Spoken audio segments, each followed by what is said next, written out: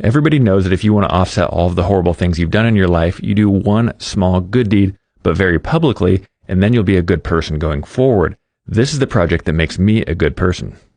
For a long time, I've wanted to try my hand at a large carved table base, and I'm going to make one for this kind of breakfast-sized table out of solid black walnut, but I also wanted people to think that I'm a good person. So at the end of this project, I ended up auctioning it off with 100% of the proceeds going to the local Make-A-Wish Foundation, and I'll save you having to watch the whole video if you don't want to, because it ended up selling for $13,000, and 100% of the proceeds went to Make-A-Wish. I even paid for shipping out of my own pocket because I didn't want any confusion about where these proceeds were going. And remember, that makes me a good person going forward.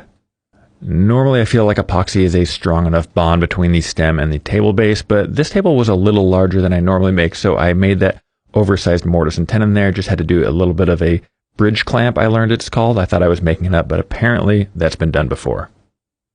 If you want to try your hand at power carving, I can give you a few tips. I don't know that I'm an expert yet, but I've done a number of these pieces.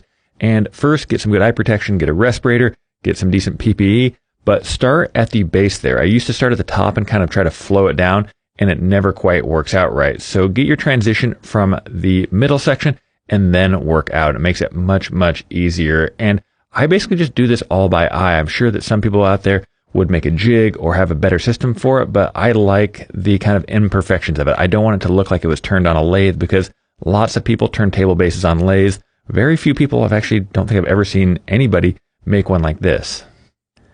It is always better to have a small lip around the outside of your table base that sits flat versus one large wide area, because those generally aren't very flat. This table actually did warp a little bit since I was building it out of kind of larger slabs, so this is the jig I came up to flatten it.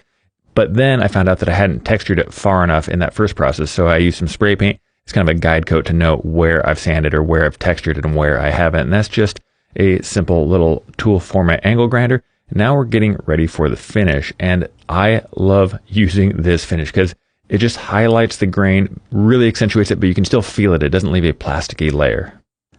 I had bought this slab of wood on Craigslist about 3 years before this, and I bought it for $180, which is a crazy deal because this is a very, very beautiful piece of wood. And you can see it actually originally had some finish on it because I tried to finish it when I first started woodworking, but it wasn't very good. So I basically started all over it just like it was a raw slab.